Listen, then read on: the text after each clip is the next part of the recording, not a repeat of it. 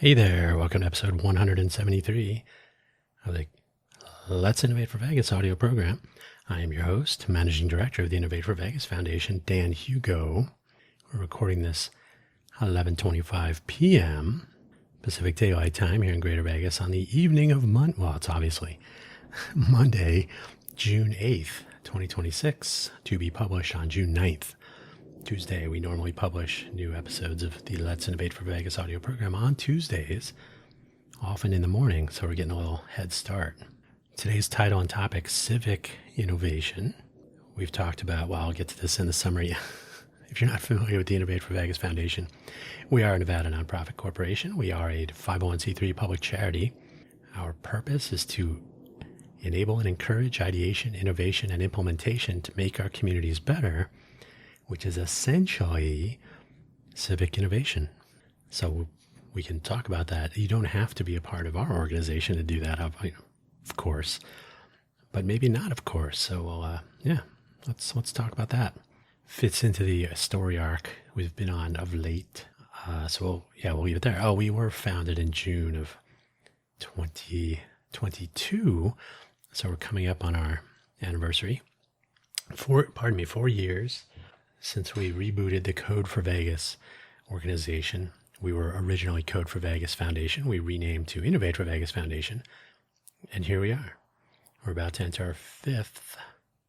begin our fifth fiscal year.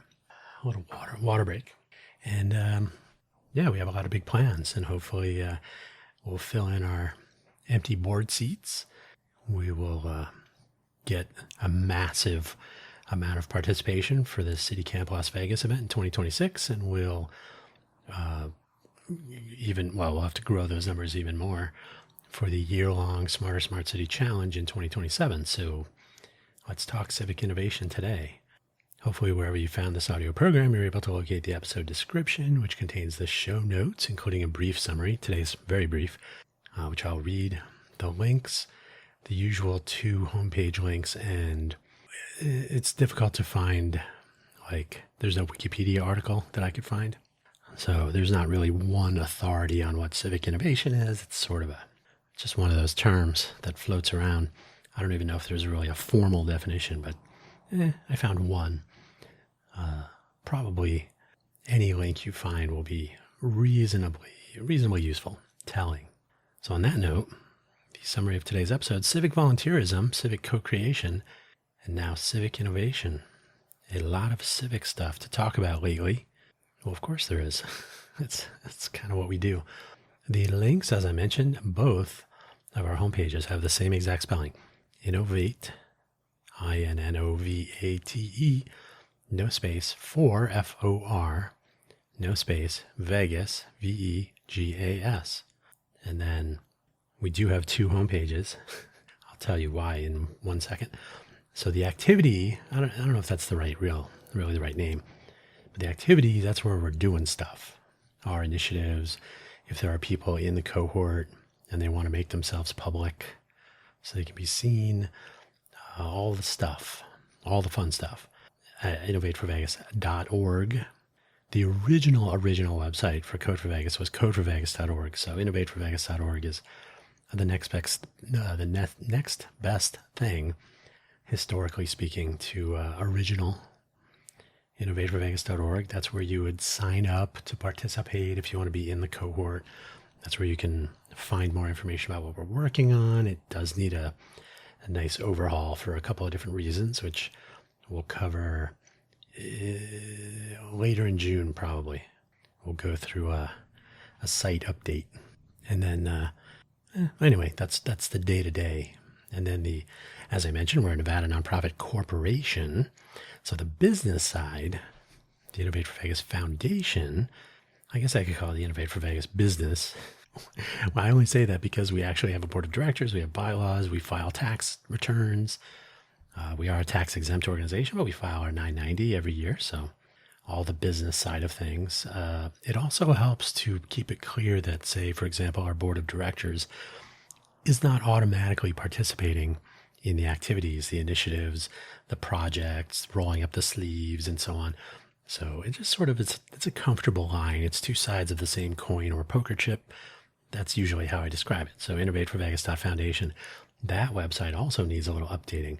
How can one person accomplish so much and then still have so much more to do? We'll talk about that someday. And then I mentioned the one, I'm just pasting in one link here, govtech.com/civic. You can see that definition. It's pretty straightforward. It's working on stuff closer to home. I think I say this later in my notes here. Yes, in my backyard. Like, we want to fix that problem. So it's innovation, but close to home. That's one way. That's, you can take, whether you're working on government driven projects, you can take community driven projects, which is more along the lines of what we're doing. You can join those together, which we could also do. So we could work with a government agency. Open Transit comes to mind. If we do indeed get back into that conversation, we did have that conversation 3 years ago. So anything is possible, but it's essentially focusing not on, hey, how can we capture the biggest market and the biggest, get the biggest numbers and the most users and subscribers. And it's really about how can we solve problems, make things better, elevate communities, and so on, where we are here. And then some of what we do, our approach with our foundation, our approach with our foundation is to make what we're doing here hopefully applicable to other places. Sorry, a little water again. You can hear that's not really helping. So what we learn here, especially because we do have between 38 and 41 million people, I guess, somewhere in there, coming and visiting the greater Vegas area. That's an opportunity to interact with others from other places. And who knows, something that we do here may be interesting to people in other places. And part of our concept, I guess, is that we do hope to collaborate with others doing something similar where they are, so that we can similarly interact, communicate, connect, communicate, and collaborate around civic innovation efforts. So there you go. Civic volunteerism, we talked about all the time. That's basically been the entire notion of the foundation. And Civic Co-Creation, I just did an episode, I think it was last week, on that topic. Co-creation is where you, in the most general sense, if you have a customer for something, and the customer could be like a retail end user, or could be someone who's using your stuff to build their stuff. So anybody who needs what you're doing, you work with them. There's a few different ways and different levels and so on, but the most general sense, you basically say, hey, before we ship this, see if this is close to what you need, or what do you think about this? The example I always give is if you ever are at someone's home, for example, and they're preparing a meal and they ask you, here, taste this, and you're co-creating with the chef. So there you go. So yeah, that website in the links, I just said from one perspective, but you'll find similar. I mean, it's basically working on stuff closer to home, innovating perhaps. So what is innovation versus civic innovation? The first question might be, what is civic innovation, and is it the same as innovation? Well, great. I'm glad you asked it. I'm glad I asked it for you. And while these are basically the same, it is more about who is involved and where the innovation effort is pointing. First thing to note, civic innovation is not automatically a civic volunteer effort. There may be collaborative efforts with government and non-government entities, coupled with commercial interests perhaps, and members of the community at large. That's usually the best way to go, is to involve people, the co-creation part. And there can be any combination of all those. Our foundation is based on a cohort of civic volunteers who contribute their time, effort, and expertise to initiatives which are steered by our foundation without upfront partnership with government and non-government entities, for examples.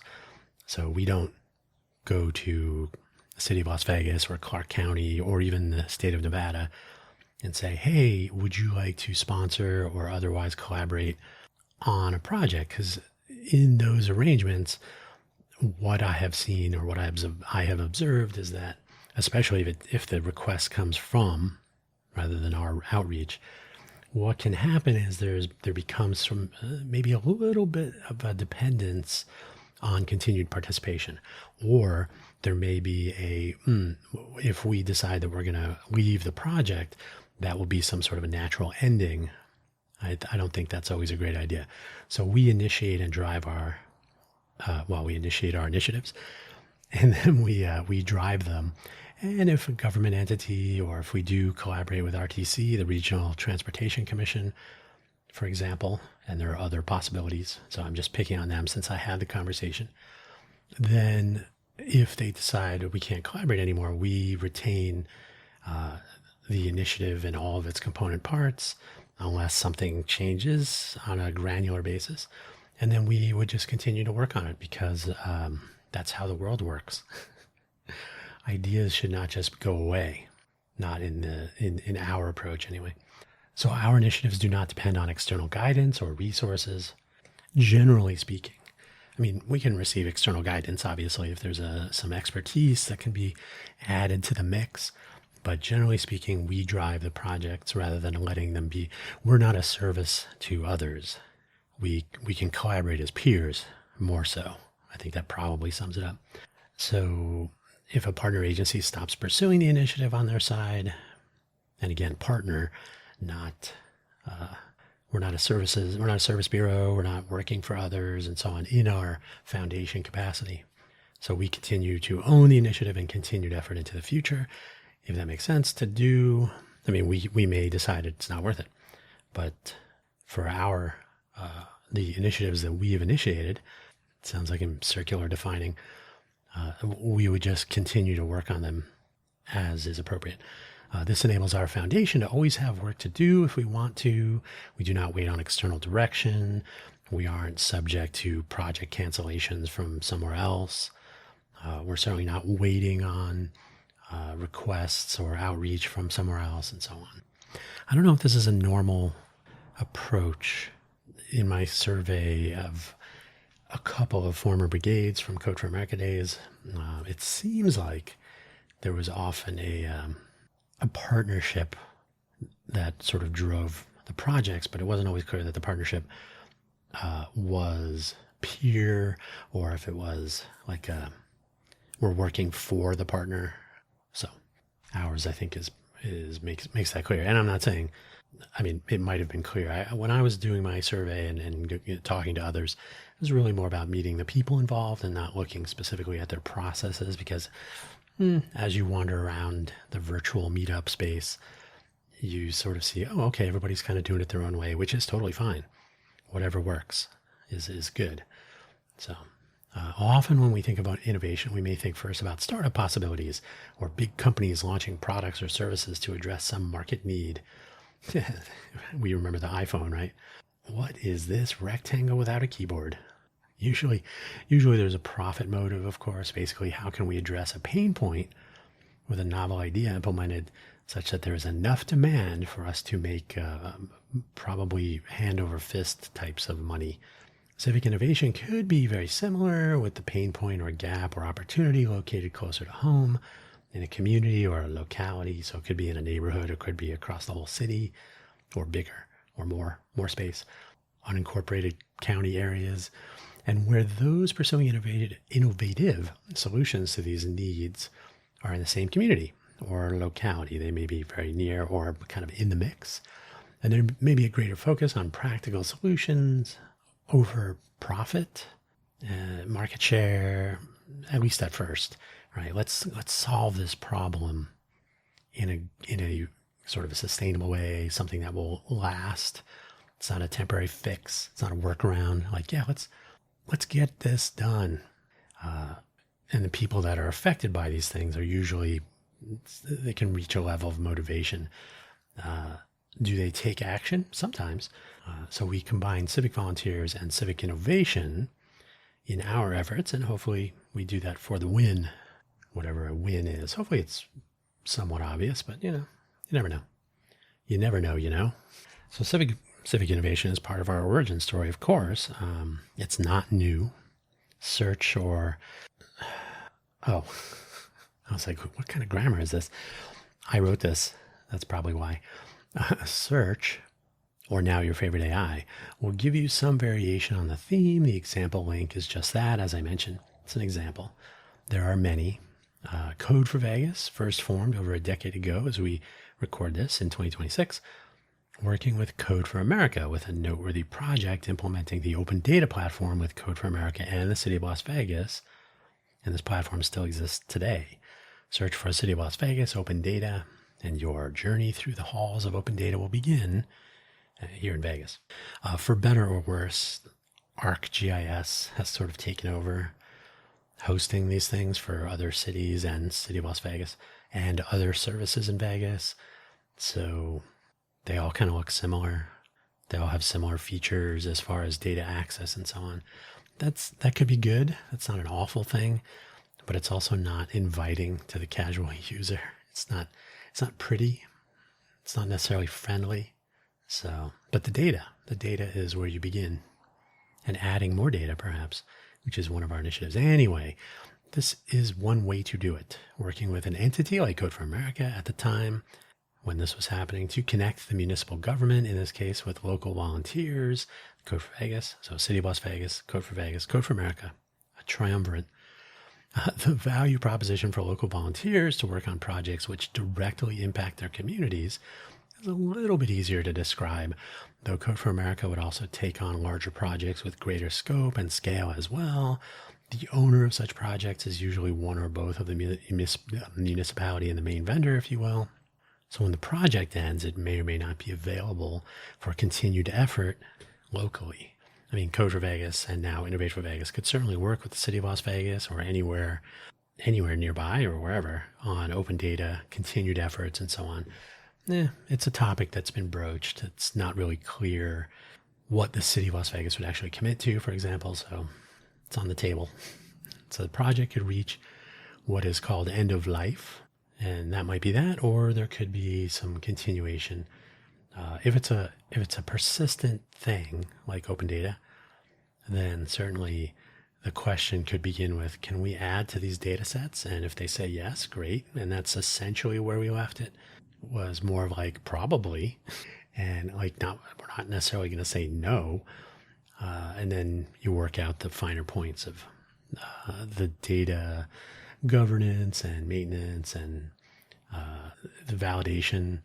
I learned along that way that there's open data, which is sort of vouched for, it's verified, and I guess the city in this case would take on the sort of responsibility for the data, the licensing of it, and so on. So it's been checked, and it has ownership and a value and all this. And then there's public data, which is a little bit more like open source, despite the name. So it's a little bit more like, yeah, go for it, take it. And then you can't really guarantee. So much like open source software, there may or may not be any kind of warranty, probably not validity and so on. So chain of custody of the data, like how did we receive it and who actually collected it and who checked it, and may or may not be in there. So it's kind of an interesting thing all on its own.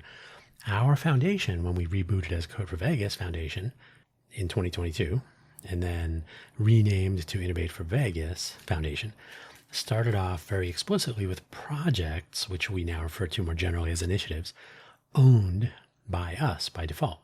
So rather than saying, hey, City of Las Vegas, do you want to collaborate on the open data capture platform, and then waiting, we just said, one of our initiatives should be a way to collect more data and insert it into the open data data sets that we already have.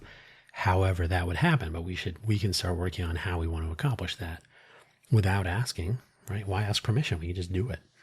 We can identify the pain points or opportunities to elevate our communities and move in that direction or those directions without waiting for a specific counterpart in government or elsewhere.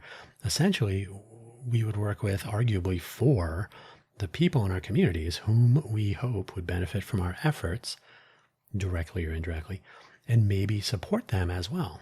Maybe they would find themselves, this is pretty neat. This actually helped or solved a problem, or, hey, look at all this innovation going on. I had no idea. This, instead of reaching out to our city and county, even state government, and its various staffers and entities and all that, and waiting for their collaboration, which may or may not come, We did give the outreach a try early on, by the way, and that was simply not the way Vegas works.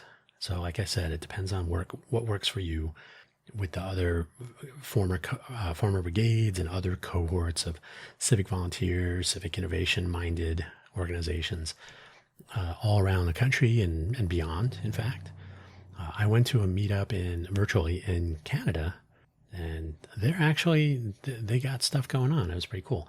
Hopefully for a place that has a colder winter, they appear not to have had to work with a civic volunteer winter. So good for them. So there is a practical difference between the notion of innovation, kind of generic innovation, and then civic innovation in particular. If you yourself are pursuing a startup or a startup idea, you may find yourself in a so-called startup community, a startup scene. There may be some general consensus that all of this is about tech and tech innovation, which may actually leave out some of the innovation that is not what I guess some would call the right kind of innovation. And I actually heard some of that here in Vegas. I think there was too much investor-driven mindset. Like, oh, we're only going to focus on innovation that will generate a return on investment. That was the sense. I mean, you really have to lean back towards academia if you're going to find a little bit more open-mindedness. May or may not be true here in Vegas. But generally speaking, innovation can be very interesting and it can lead to other innovation. So to a poo-poo innovation of any kind, I think you're off to a bad start. So I prefer to think of innovation as possibility no matter what form it takes. And that's one of the things I say frequently. Innovation can take many forms. And it's hard to tell someone what sort of innovation they should pursue. And it's hard to tell someone that what they're innovating around is not good. You never know. Often the goal of a startup, and in fact, the thing that differentiates it from a small business, I usually use a coffee shop as an example of a small business, is the growth goals based largely on a return on investment for the venture capital sources of a startup. So if you ask someone, is my coffee shop a startup? No. Your startups have a growth. You have to have a growth mindset and a growth plan, and you need to grow so that you capture market share and generate enough return profits. That would be nice to make the money back for your venture sources, your funders, your funding sources. Thank you. It's one of those combinations of words. So innovation here is focused on revenue and profit, market share and growth. Okay. There is nothing inherently wrong with this, by the way. I spent a lot of time in Silicon Valley, and there was a lot of that going on. Unless you're opening a coffee shop where the tech startup folks will have meetups, but may not recognize you as one of them. Because at the end of the day, startups and small businesses, am I an entrepreneur? Yeah, for the most part, especially if you aren't franchising. So maybe there will be, you're just buying a brand and you're getting a starting point. Those are finer points. Anyone who's ever tried to start a business, there are a lot of things that are similar and there are a lot of things that are different between different types of businesses. I prefer to think of it as, I think we can all help each other in some way. Let's make this a quote unquote community that is actually a place where startups and small businesses can help each other. I know it's crazy.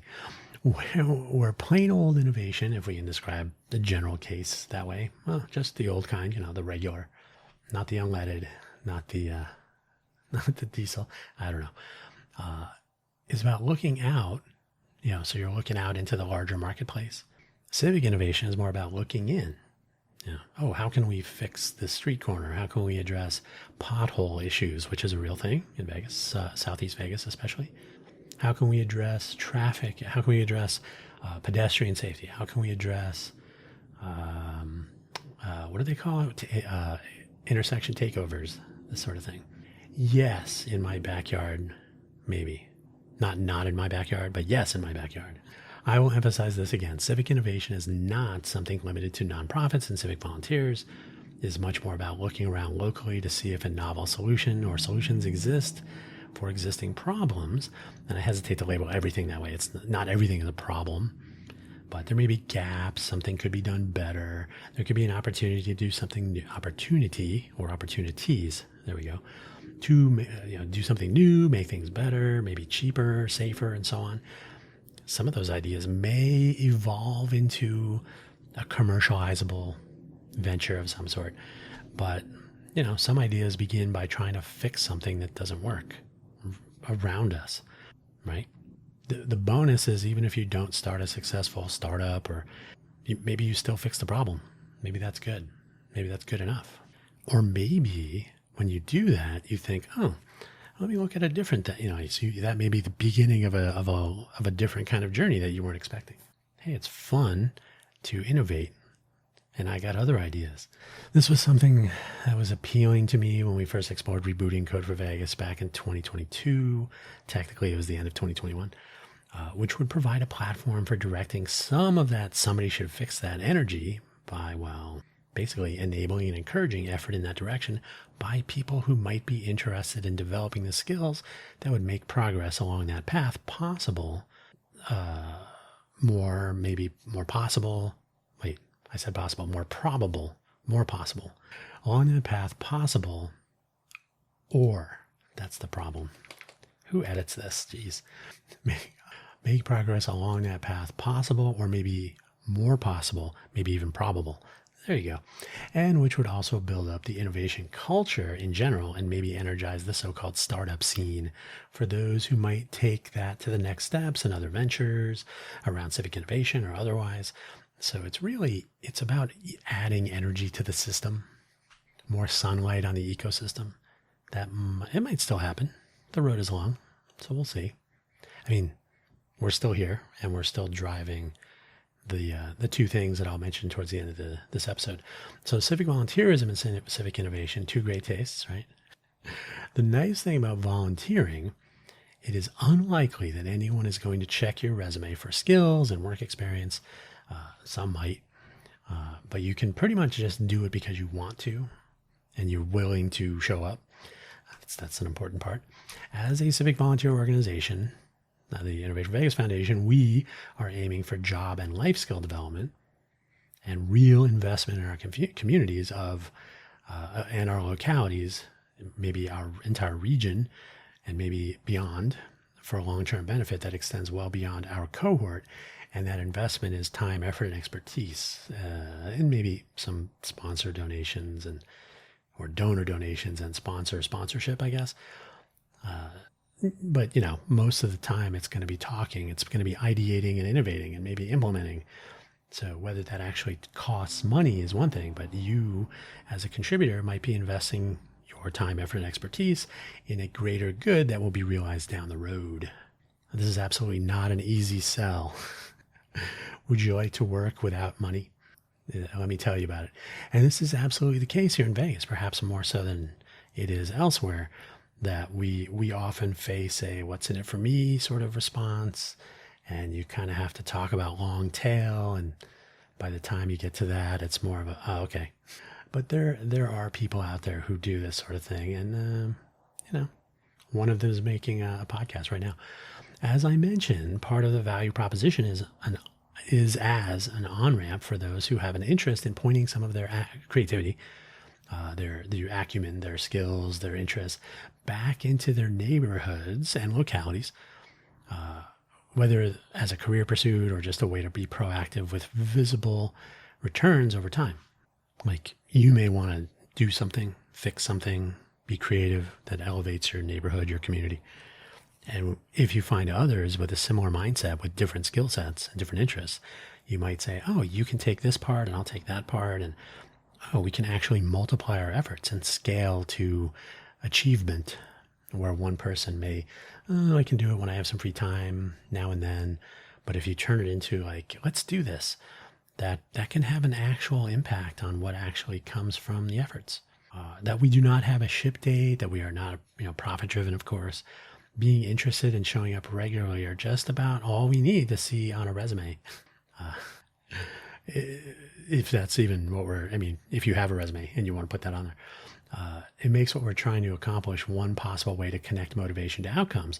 So if you, as a potential contributor, think, I don't really have any experience doing this, but I want to accomplish something of this sort, and I'm going to show up that's pretty much the resume we're looking for. And then you actually show up. And then we hopefully, over time, the time depends on who is really committed and wants to see something happen, but also has the time to take away from doom scrolling and whatever else. We're not trying to steal people away from their day jobs or school or family, but definitely a free time project. But also, you kind of have to respect the time that others are putting in. Say, hey, and I always use the couch analogy. If you're going to volunteer to help me move the couch, you kind of have to show up, because otherwise I can't move the couch by myself. So, if we have an appointed time, you kind of have to show up. Similar. It's an analogy, not an exact. We're not moving couches, as far as I know. I could also point out that our labs effort, where we develop and deploy ideas, maybe they're software, maybe not. I don't really have any good examples of production by a street, if you heard that. I don't have any good examples of non-software innovation from our organization, because we really haven't had people with that sort of interest who actually commit. So we could design something. I myself have a computer hardware background. I have some knowledge about manufacturing and making things and mechanical, movement, properties of mechanical systems and so on. I'm not a mechanical engineer, but if a mechanical engineer said, hey, what if we do this system that will help with some other thing that isn't merely an app on a phone, but actually solves a real world problem in physical space? Great. Then we do that. So our labs effort, we do these things, we deploy them for people to try, we co-create with our people in our communities and so on. Maybe we're sort of an incubator, though, in that when we develop and deploy these, one goal could be looking at a potential spin-off to a standalone venture. Maybe our foundation is, like I said, something like an incubator, so that these ideas, as we develop them, become little bootstrapped startups. And then the civic volunteers who have been spending their time and energy working on them become the company. Maybe we're funded a little bit by some donations up front, but the utility becomes available regardless of whether it becomes a spinoff. So everything we develop in the labs mindset is usable and useful. And then if we monetize or commercialize, one of the ideas would be to form a continuing support entity so that we could work with, again, the open transit idea, work with RTC in Southern Nevada, work with other transit companies, RTC in Washoe County. I don't know if it's RTC and NV, not sure, but I know it's RTC, Washoe County, I think. So, and then maybe elsewhere. So continuing development and continuing support is an actual real thing. So that can be an actual venture that spins off to support the product. Doesn't mean that the product has to go away otherwise. That would be an agreement that would be made later. But the take home is that regardless of that, the idea is to develop and enable people to try and use and give feedback on community elevating outcomes, and then iterate so that they continue to be community elevating, improve, respond to issues that we may not, like a normal product life cycle. It's just that we don't have ship dates. Now, that doesn't mean that we don't, if there's a bug that causes problems, we may want to address that. When we're an open source development foundation, we do what we can. If we become a spun off little startup notion and get paid, that changes everything, and issues become actual customer service issues. Bugs have to be fixed. There could be warranties. There could be SLAs, service level agreements. So we can literally transition from civic volunteers performing civic innovation with Civic Co-Creation and deploying things that are community elevating, but are sort of community service. They're not necessarily products with warranties and so on. But the next steps after that, they are in the plans as possibilities, which I think would be kind of cool. At the same time, as we all learn perhaps other opportunities, so as people are participating in this, we're also contributing to the sort of the mental fortitude of the culture of innovation. We're making people more skilled. We're having people learn how to be more collaborative, more creative, and how to turn their creativity into implementation. a lot of blue sky. Perhaps other opportunities will also emerge. Hey, I'd love to work on this project that gets spun off, but I'm also now more skilled and I can take a job over here and do this other thing. Great. At some point, we reach a sort of a win-win tipping point where the feedback loop is visible and real.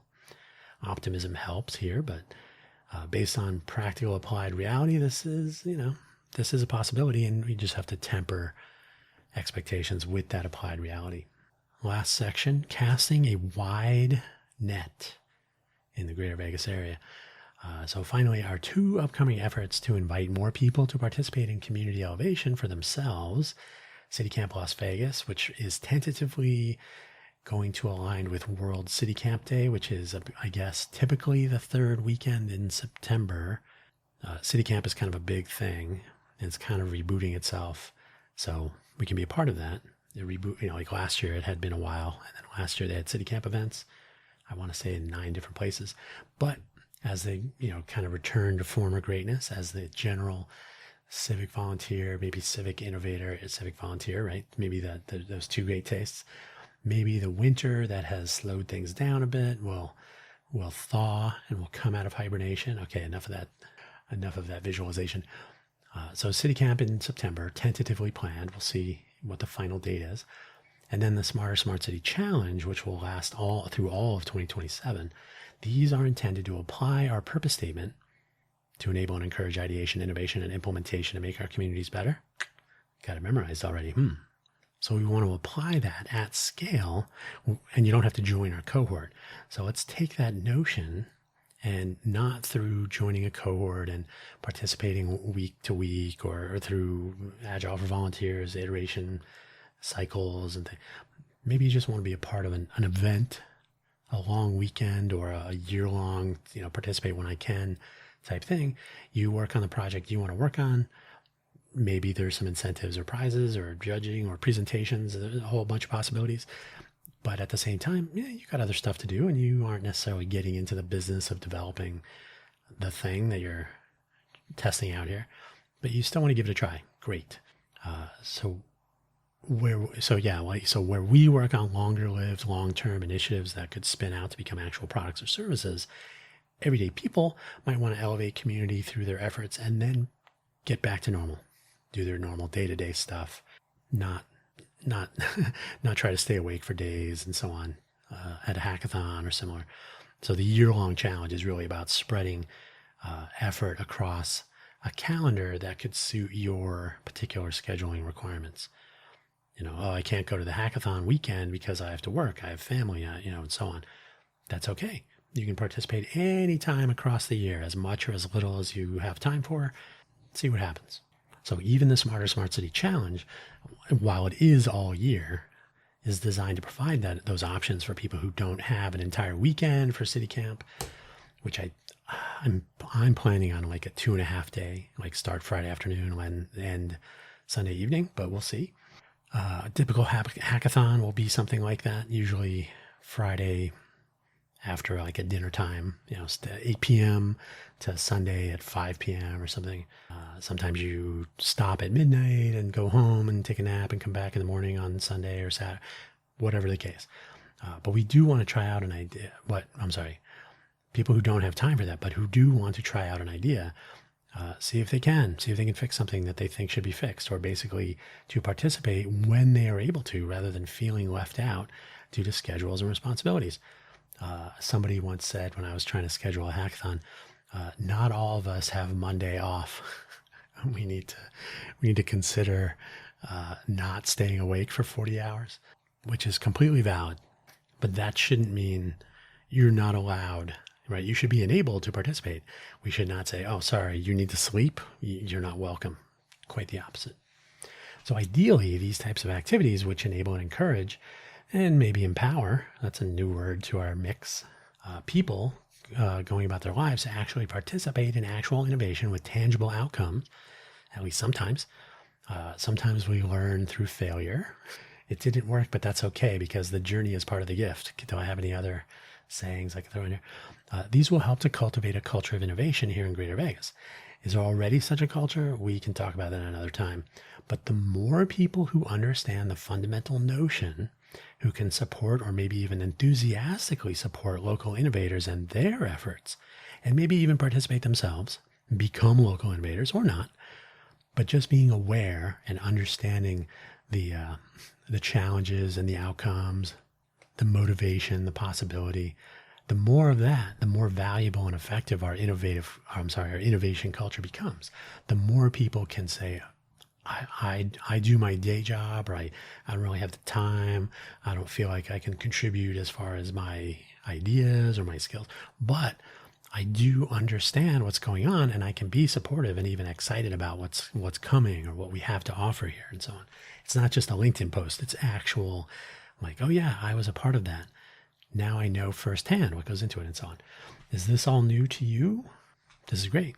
You are already getting a feel for civic innovation. This audio program is a part of connecting with people in our Greater Vegas locality and talking about, and eventually coming up in September and then all through 2027, enabling and encouraging everyone to become a part of a civic innovation process that you get to design and drive. And who knows, maybe you'll consider joining in either in that, both of them, one or both, or maybe even joining our longer lived initiatives, or both, or starting your own innovative company, or who knows, anything is possible. An embarrassment of riches lay before us, and that's where we're headed. So that's civic innovation in a nutshell, something like 45 minutes, probably closer to 40 minutes. My clock says 44-ish. So that's where I'm going to leave it. You can hear my voice is totally meshing with the local weather. It's correlated like 50% with weather and 50% with some other mysterious factors that we don't have to get into, but it totally impacts my speaking voice. I'm going to have to innovate around that if I'm going to be doing these audio programs. And on that note, I will thank you for your continued support by listening at least. Consider participating in either or both the City Camp Las Vegas 2026. By the way, you can visit citycamp.com. It is it's a globally enabled effort to connect people with their communities, with their cities and so on, and to get some civic innovation happening. And then, of course, the Smarter Smart City Challenge. That I don't know if anybody's done that before, so we're going to have to find out. I don't think it happened with the Sidewalk Project in Toronto. That is a totally different thing. That's what happens when big business tries to do civic innovation without talking to the people. So we don't want to do that. But an all-year challenge to invite everyone to participate with their ideas to make them happen and see what happens as a result of making them happen. So if you want to get the word out about that, that'd be great. Smart-city.vegas is the website for both of those, and then whatever else comes of it. And then Innovate for Vegas websites for your general innovation interests and pursuits. All right, that's where we're going to leave it. Thank you so much. And until next week, bye-bye.